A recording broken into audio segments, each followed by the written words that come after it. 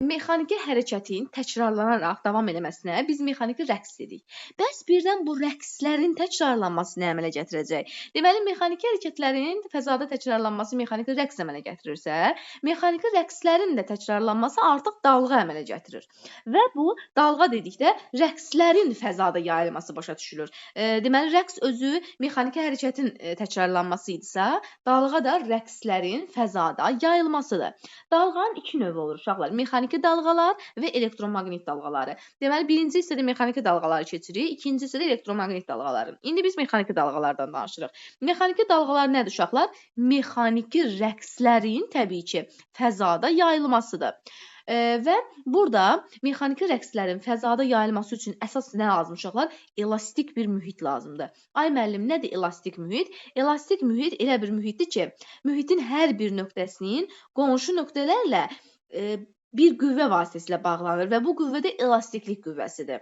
Və mexaniki dalğalar ancaq mühitdə yayıla bilir. Vakuumda yayıla bilmir. Niyə? Çünki vakuumda hər hansı bir şey yoxdur axı ona elastiklik qüvvəsi təsir eləsin. Biz elə bir mühitdən danışmalıyıq ki, orada mütləq elastiklik qüvvəsi olsun. Aha. Elektromaqnit dalğalar üçün isə belə bir şey yoxdur. Həm mühitdə yayılır, həm vakuumda, nəysə, ondan gələcəkdə danışacağıq. Deməli, dalğanın da əsas xassəsi nədir uşaqlar? Baxın, bunu yadınızda saxlamaq lazımdır. Nəzəriyyə olaraq düşünək bunlar. Dalğanın əsas xassəsi odur ki, burada maddə daşınmadan enerji daşınır. Yəni, enerji bir yerdən digər yerə rəqslər vasitəsilə daşınır. Və buna da biz nə deyəcəyik? Dalğanın əsas xassəsi. Nə oldu? Dalğada maddə daşınması baş vermir uşaqlar. Enerji daşınması baş verir. Və mexaniki dalğaların yadınızda saxlayın ki, iki növü var. Eninə dalğalar və uzununa dalğalar. İndi bunlara biz burada qeyd eləyək. Deməli, öyrəndik ki, iki növü var mexaniki dalğaların. Eninə dalğalar, uzununa dalğalar. Uşaqlar, eninə dalğalar nədir? Burada iki dənə zərrəcikdən söhbət gedəcək. Bir var dalğanın hərəkət istiqaməti, bir də var zərrəciklərin hərəkət istiqaməti. Ay müəllim, bu nədir? Çünki uşaqlar, baxın, dalğa zərrəciklərdən təşkil olunub da, düzdür? Əgər bu zərrəciklərin rəqs istiqaməti ilə dalğanın yayılma istiqaməti 90 dərəcə əmələ gətirsə, məsələn, tutalım ki, zərrəciklər yuxarı-aşağı hərəkət eləyir, amma bunun nəticəsində dalğa sağdan sola gedir. Onda artıq bu hərəkət bizim üçün eninə dalğa adlanacaq. Yəni, eninə dalğalarda nə olacaq? Zərrəciklərin rəqs istiqaməti dalğanın yayılma istiqamətinə perpendikulyar olur, yəni 90 dərəcə olur. Eninə dalğalar da yayılarkən sürtünmə deformasiyası nəticəsində də nə yaranır uşaqlar? Elastiklik yaranır. Elastiklik qüvvəsi yaranır və bu rəqslərin də yayılmasına əsas səbəb də həmin o elastiklik qüvvəsinin yaranmasıdır. Və bir şey də yadınızda saxlayaq ki, bu ancaq bərk cisimlərdə elastiklik qüvvəsi yaradır. Həmin o sürüşmə dediyimiz şey bərk cisimlərdə yaradır. Buna görə də deyə bilərik ki, məsələn, eninə dalğalar ancaq bərk cisimlərdə yayılacaq. Məsələn, tutalım ki, bir dənə ipin bir ucundan tutmusan və bunu belə qalxızırsan yuxarı-aşağı, o ip başlayır rəqs eləməyə. Düzdür? Ona fikir vermisiniz da siz. Məsələn, tutalım ki, sənin əlində bir dənə ip var.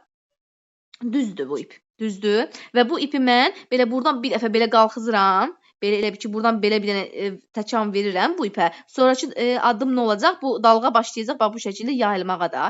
Buna mən eninə dalğa deyirəm. İndi gəlin baxaq görək niyə? Çünki uşaqlar bir dənə fikir verin. Sən burada neynədin? İpi yuxarı qalxızdın. Düzdür? Yəni ipin zərrəcikləri əvvəl belə düz idilərsə, indi başladılar yuxarı qalxmağa. İp yuxarı qalxdı, amma dalğa necə getdi uşaqlar? Dalğa sağ tərəfə getdi. Fikir verdinizmi? Zərrəciklərin hərəkət istiqaməti ilə dalğanın yayılma istiqaməti 90 dərəcə əmələ gətirdi. Ona görə də bu dalğalar deyirlər ki, bu dalğalarda zərrəciklərin hərəkəti ilə dalğanın yayılma istiqaməti bir-biri ilə perpendikulyar olur. Yəni sən ipi yuxarı elədin, yəni başqa sözlə ipin təşkil olunduğu zərrəciklər yuxarı qalxdı, amma dalğa özü soldan sağa istiqamətdə hərəkət aldı. Yəni 90 dərəcə əmələ gətirdi. Buna deyəcəm eninə dalğalar.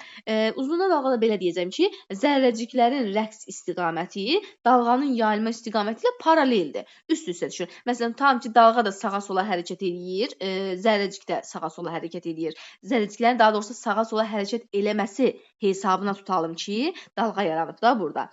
Həmən istiqamətlərdə. Ona görə də buna deyirlər uzununa dalğa. Deməli, uzununa dalğalarda nə olacaq uşaqlar?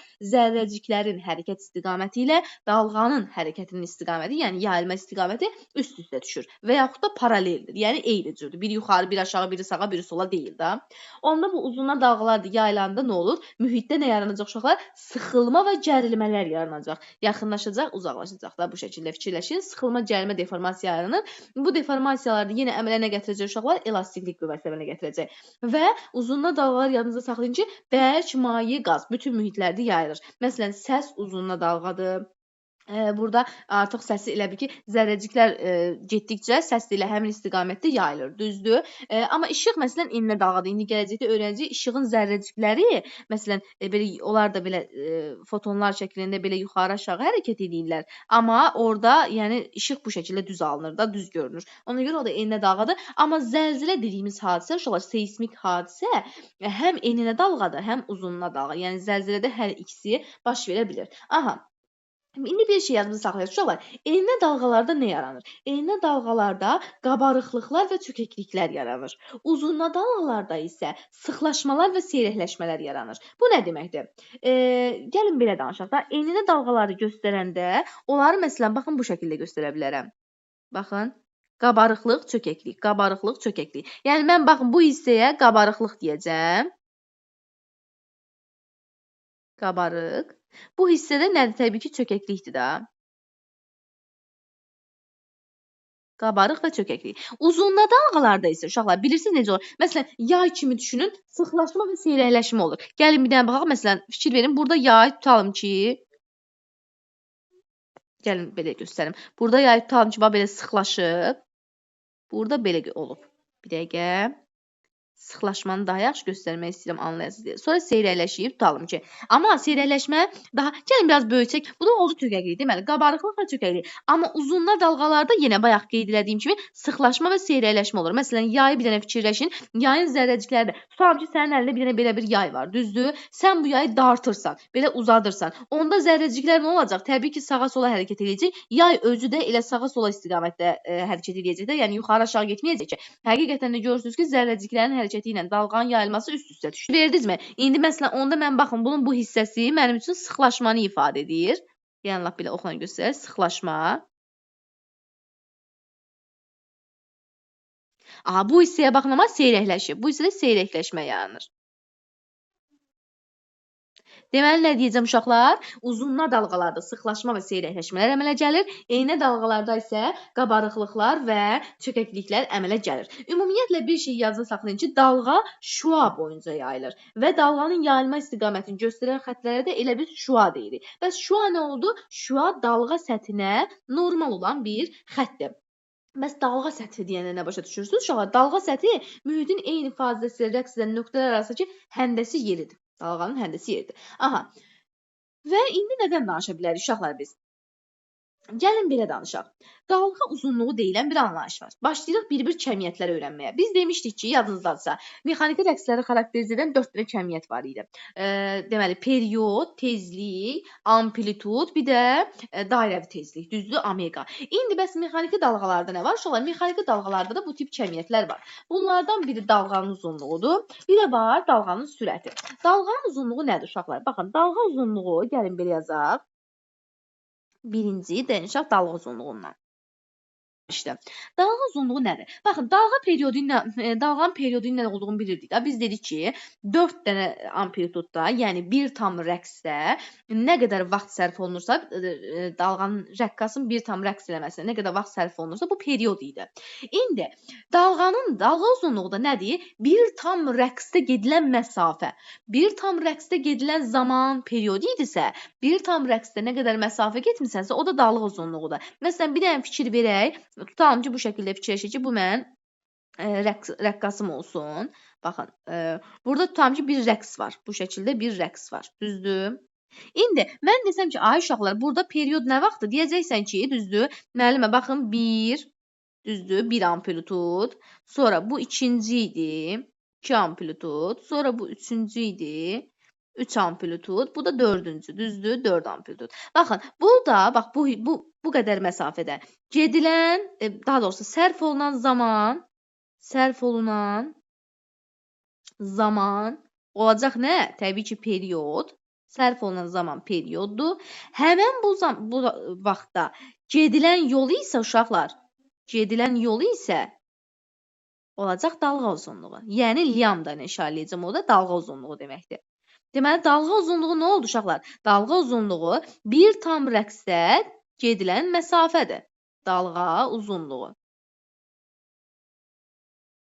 Bu da period idi da demişdik. Bu da period.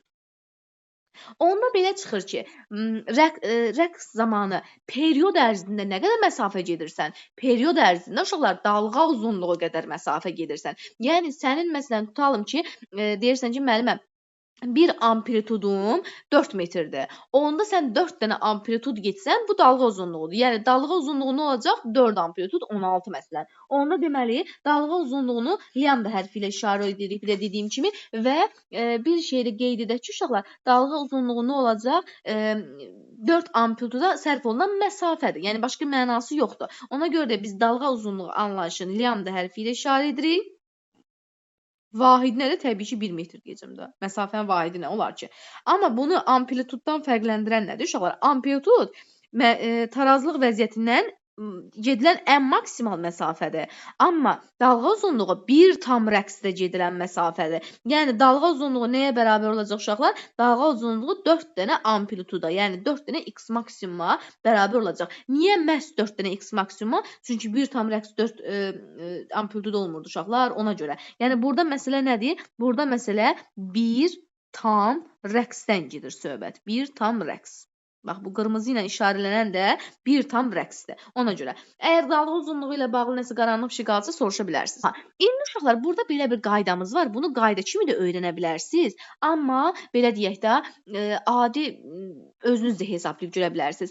Eyni fazada rəqs edən iki ən yaxın nöqtə arasındakı məsafə, yəni iki qonşu bucaqlar deyə bilərik də buna. Ona iki qonşu, məsələn, qabarıq, iki qonşu çökəklik arasındakı məsafə dalğa uzunluğu adlanır. Ay müəllim, bu niyə belə oldu? Gəlin bir də təkrar edirəm. Eyni fazada rəqs edən, eyni fazada rəqs edən iki ən yaxın nöqtə arasındakı məsafə və yaxud da iki qonşu çökəklik, iki qonşu qabarıq arasındakı məsafə dalğa uzunluğudur. Gəlin bir dənə fikir verək. Bu olsun mənim dalğam. Deyirəm ki, eyni fazada rəqs edən. Eyni fazada rəqs edən o demək ki, yəni ya yuxarı baxacaqsan, ya aşağı baxacaqsan. Birin yuxarıdan, birin aşağıdan götürmək olmaz. Eyni fazada rəqs edən iki qonşu qabarıq. Baxın, bu və bu. İki qonşu qabarıq deyilmi uşaqlar? Eyni fazada mı rəqs edirlər? Bəli, hər ikisi yuxarıdadır. İkisi də qabarıqdır və bir-birinə yaxın iki qabarıq budur. Bundan yaxın bir-birinə qabarıq yoxdur. Həqiqətən də gəlin görək bunlar arasındakı məsafə dalğa uzunluğudurmu? Baxın, 1, düzdür, 2, 3 və 4. Həqiqətən də eyni qabarıqlar arasında rəqs edən məsafə dalğa uzunluğuymuş. Gəlin bunu daha yaxşı göstərək. Deməli, ikinci budur, üçüncü budur. Həqiqətən də gördüyünüz kimi 4 amplituda uyğun gəldi də. Deməli, buna mən nə deyəcəm? Mən buna dalğa uzunluğu deyəcəm. Və yaxud da tam tərsi də düzgündür. Ha, uşaqlar, tutalım ki, iki qonşu çökəklik arasında deyirəm. Amma məsələn, deyə bilmərsən, müəllimə, bu və bu. Birincisi, bunların biri çökəklikdir, biri qabarıqlıqdır. Həm də ki, bunlar, məsələn, eyni fazada rəqs edən ən yaxın olmalıdır. Tutalım, bundan bunu götürən bilmərsən ki, müəllimə, eyni fazadadırlar da, amma ən yaxın deyirlər, axı, bunların arasında bir də var. Ona görə də ən yaxını götürməlisən. Məsələn, tutalım, bundan bunu götürürəm. Baxın, ikisi də eyni fazada rəqs edir və ikisi də çökəklikdir. Baxın, yenə baxaq. 1, 2, 3 və 4. Həqiqətən də deməli, eyni fazada rəqs edən iki qonşu qabarıq və ya iki qonşu çökəklik arasındakı məsafə nə imiş? Həqiqətən də dalğa uzunluğu imiş. Bunu təbii ki, özün də hesablaya bilərsən. 1, 2, 3, 4. Çünki 4 amplitud bir tam rəqs olduğuna görə bir tam rəqsdə gedilən yol dalğa uzunluğudur. Ya da ki, həmçinin periodda sərf olunan zamandır. Amma belə qısaca baxa da bilərsən ki, burada qonşu qabarıq var. İki qonşu qabarıq arasındakı məsafə dalğa uzunluğudur. İki qonşu çökəklik arasındakı məsafə dalğa uzunluğudur. Bu şəkildə də yadınızda saxlaya bilərsiniz. Sonra ikinci danışa bilərik uşaqlar dalğa sürəti anlayışından. Burada çox yoxdur. Dalğanın uzunluğu və dalğa sürətidir. Uşaqlar, dalğa sürəti sizi çaşdırmasın. Sürət nə idi? Sürət gedilən yolun zamanı olan nisbəti idi. Elə dalğanın sürəti də gedilən yolun zamanı olan nisbətidir. Sadəcə burada nə var? Yazırsan sürət bərabərdir. Uşaqlar, gedilən yolu bir tam rəqs üçün hesablayacağam. Bir tam rəqsdə gedilən yolumuz nə oldu? Dalğa uzunluğu, yəni lambda. Bəs yolun yerinə lambda yazdım. Bəs bir tam rəqsdə sərf olunan zaman nə idi? Period. Ona görə zamanın yerində period yazacağım. Bəs salam, bu da oldu sənin düsturun. Deməli, dalğanın sürəti nədir? Dalğa uzunluğunun perioda olan nisbəti. Yenə də vahidimiz nədir uşaqlar? 1 metr bölək saniyə. O da bərabərdir. Sadəcə buradan nə edə bilərəm? Dalğa uzunluğu işim yoxdur. Periodun yerinə 1 böl tezlik yaza bilərəm axı. Tezliyi nu ilə yazaq gəlin burada. 1 böl tezlik yaza bilərəm. O da bərabərdir nəyə? Lambda nu-yə. Deməli, həm də sürət nəyə bərabər imiş uşaqlar? Sürət həm də, yəni yazaq istəyirsə, v bərabərdir lambda nu ifadəsi ilə təyin oluna bilərmiş. Bax, bu şəkildə bunları da yadımızda saxlaya bilərik. Deməli, dalğanın sürəti dalğa uzunluğu ilə rəqs periodunun nisbətinə bərabərdir və yaxud da dalğanın sürəti dalğa uzunluğu ilə tezliyin hasilinə bərabərdir. Bunu yadınızda saxlaya bilərsiniz. Aha. Bir də ki, ay müəllim, dalğa sürətli mi yayılacaq? Dalğa zəif mi yayılacaq? Bu dalğanın sürəti mühitin xassəsindən asılıdır. Bunu da yadınızda saxlaya bilərsiniz. İndi dalğanın sürətindən danışanda nəyi nəzərdə saxlaya bilərik? Ən birinci onu bilin ki, dalğa ən çox harda yayılacaq, necə yayılacaq, onlara danışacağım. İndi gəlin bir şeyi nəzərdə saxlayaq ki, qeyd kimi qeyd eləyək. Qeyd kimi onu yadımıza saxlayaq ki, əgər sən bir mühitdən digər mühitə keçirsənsə, mühit bilirsiniz nədir? Məsələn, bərkdən mayeyə, mayədən qaza fərqi yoxdur. Bir mühitdən digər mühitə keçirsənsə, periodla tezlik dəyişmir uşaqlar. Period, baxın, periodumuz və tezliyimiz konstant qalacaq. Əgər sən bir mühitdən digər mühitə keçirsənsə, amma dalğa uzunluğu və sürət dəyişəcək. Dalğa uzunluğu və sürət bir mühitdən başqa mühitə keçəndə dəyişir. Bunu yadınızda saxlayın. Yəni, məsələn deyirəm, eyni bir dalğanın bərkdə yayılması ilə mühitdə yayılması, daha doğrusu mayedə yayılması eyni deyil. Fərqlidir. Məsələn deyirəm, buna nəyi misal çəkə bilərəm? Tutalım ki, səs dalğası. Düzdür? Səs dalğası bir qonşuya getmirsən, qonşuyu çağırırsan. Biri var onun adını səslənəsən, bir də var yerdən daşı götürürsən, vurursan darvazaya. Niyə? Çünki səs havada daha yaxşı yayılmır. Səs harda yaxşı yayılır? Bərk maddələrdə yaxşı yayılır. Ona görə də onu adamı çağırmaqdansa, elə ən yaxşısı daşı götürüb dəmirə vurmaqdır. Çünki yenə deyirəm, sən səs yaratmaq istəyirsən, lakin qonşu gəlsin, düzdür? Səsi çağırıb havada yaratmaqdansa, elə bərk cismi dəmirə vurub bərk maddədə yaratmaq yaxşıdır. Çünki yenə deyirəm, bərk maddədə səs daha sürətli yayılır. Deməli, buradan necə bir şey çıxdı? Həqiqətən də sürət bir mühitdən başqa mühitə keçəndə dəyişir. Məsələn, səsin sürəti havada daha zəifdir, amma bərk cisimlərdə daha sürətlidir. Məsələn, adi bundan danışıq, səsin sürəti havada 340 metr böl saniyədirsə, yəni saniyədə 340 metr gedə bilirsə, amma məsələn, poladda 5000-dir. Yəni, poladda artıq 1 saniyədə 5000 metrə gedir. Amma havada 340 gedir. Ona görə deməli, həqiqətən də səsin sürəti, məsələn, bir mühitdən başqa mühitə keçəndə dəyişdi. Havada başqa, suda başqa, bərk cisimdə başqa. Yəni, bu şəkildə də bunları yadınızda saxlaya bilərsiniz ki, sürət və dalğa uzunluğu dəyişir bir mühitdən başqa mühitə keçəndə. Amma periodla tezliyimiz dəyişmir, sabitdir. Yəni, bir tam rəqsə nə qədər vaxt sərf edibsə, həmin qədər vaxtı yenə də sərf edəcək. Sonra burada nəyi misal çəkə bilərik? Uşaqlar, burada başqa bir qeyd kimi deyə bilərəm ki, tutalım ki, bir-birindən müəyyən bir S məsafədə duran iki nöqtə var. Bunlar arasındakı fazalar fərqindən söhbət gedir. Fazalar fərqindən söhbət gedəndə siz belə tapa bilərsiniz. Delta phi bərabərdir. Yəni, fazalar fərqi bərabərdir. 2 pi S bölək lambda.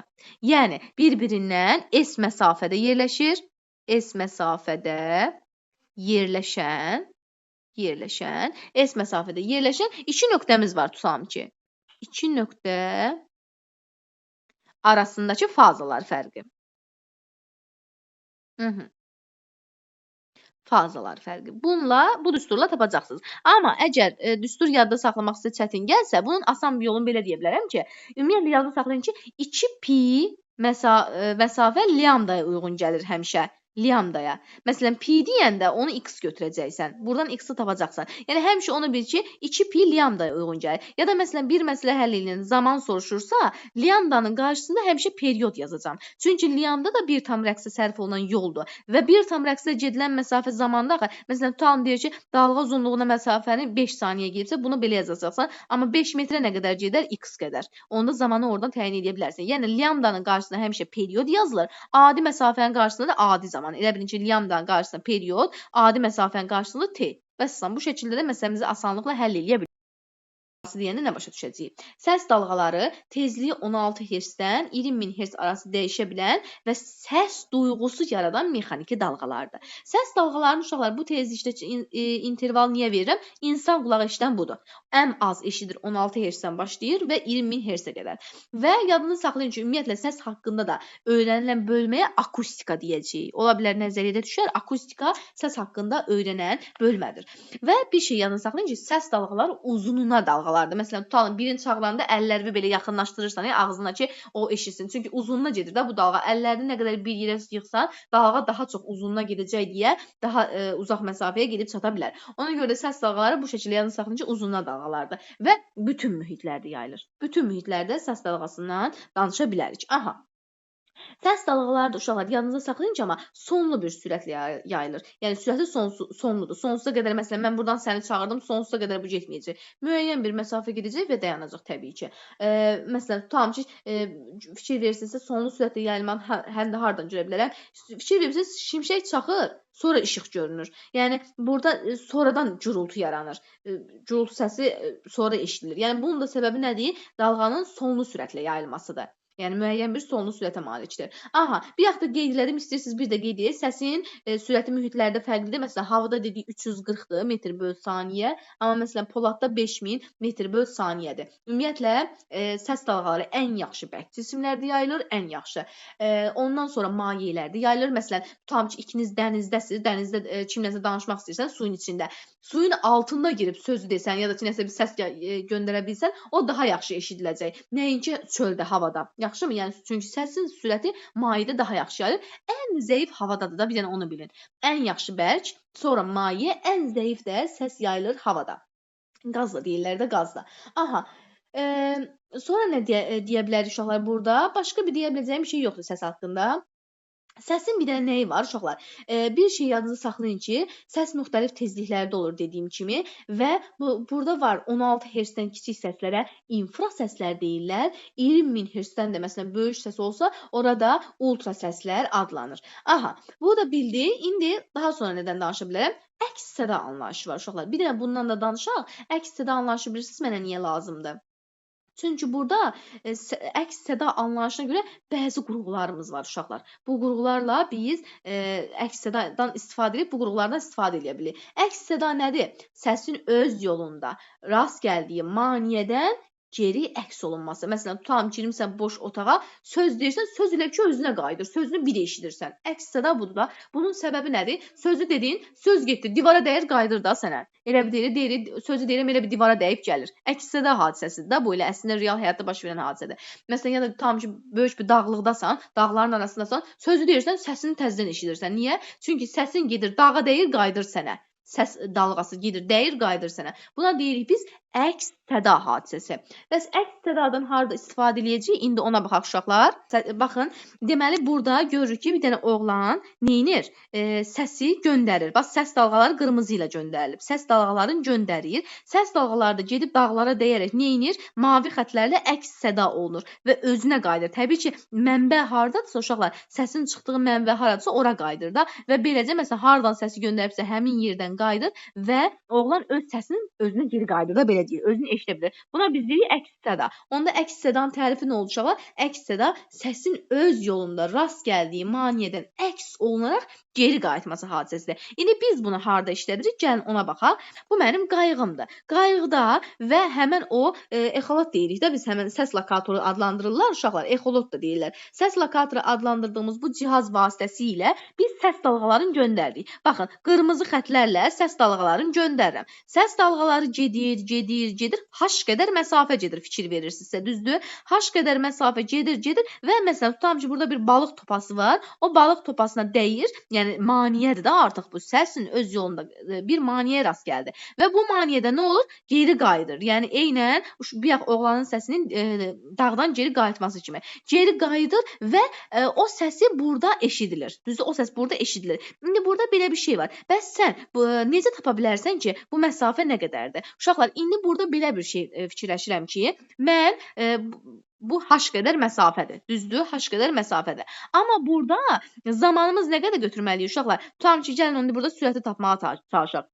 Deməli, ya da gedilən yolu. Bu yol hündür məsafə tapmaq istəyirəm, tutalım ki, yazıram h bərabərdir. Burada sürətimiz onsuz da bilinir də, sürəti yazıram. Suyun sürəti, deməli, ümumiyyətlə məsafə sürət vuraq zaman deyil, sürət vuraq. Amma zamanın yerinə görün mən nə yazacağam uşaqlar? Burada zaman 2 ilə bölünür. Yəni məsələn burada sən t qədər məsafə getmisənsə, bir t qədər məsafədə bu sudan qayıtması var axı. Ona görə məsələn burada məsafə tapanda artıq t böl 2 yazıram.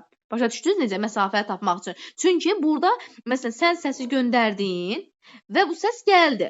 Bu səs sənə nə qədər vaxtdan sonra gəlib çatacaq? 2h qədər məsafədən sonra, düzdür? Çünki bir bunun getməyi var, bir də qayıtmağı var. Yəni ümumilikdə sən səsi eşidəcəksən 2h məsafə qədər. Yəni tutalım ki, bu səs 5 saniyə getdi. 5 saniyə. Bunun nə oldu getməyi? 5 saniyədə bunun qayıtmağıdır. Mən əgər məsafə tapıramsa, yazıram məsafə bərabərdir. Sudakı sürət vuraq. Nə? Məsafə tapıramsa 5 saniyəyə götürməliyəm də. 10 saniyə niyə götürürəm ki?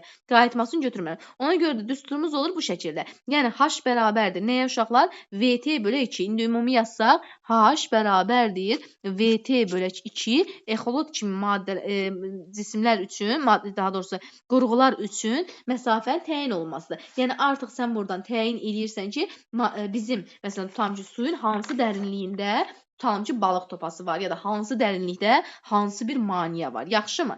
Yəni bax bu şəkildə təyin olunur. Bu düstur vasitəsilə təyin olunur. Vəssalam. Baxın uşaqlar, dalğa anlayışı budur. Dalğada sizə deyə biləcəyim başqa şey yoxdur. Əsas onu bilin ki, əsas ən qısaldıb desəm sizə, bilin ki, dalğa uzunluğu nə idi?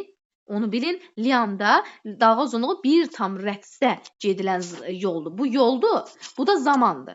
Adicə yol, bildiyimiz, qorxmayın, yol və zaman. Sadəcə bunların adicə yol və zamandan fərqi ondan ibarətdir ki, bir tam rəqsdə gedilən yoldur, bir tam rəqsdə sərf olunan yoldur. Bu S isə hər hansı bir yoldur. Onun da qarşısına hər hansı bir zaman yaza bilərsiniz təbii ki. Yəni ən qısa, ən qəşəng yolun sizə bu şəkildə deyə bilərəm. Bir də fazalar fərqindən də danışanda yenə deyirəm. 2 pi fazada həmişə dalğa uzunluğu qədər məsafə gedilir. Məsələn, burada pi yazılar, nə bilim pi bölü 2 yazılar, nə yazılar ona da x qoyub tapacaqsınız. Amma yenə deyirəm, adicə delta fi bərabərdir 2 pi s bölü lambda düsturu ilə də asanlıqla eləyə bilərsiniz. Fərqi yoxdur. Sadəcə tənasübü də deyirəm ki, yadınızda qalsın ki, birdən düstur yaddan çıxsa, yerinə qoyub hesablaya bilərsiniz.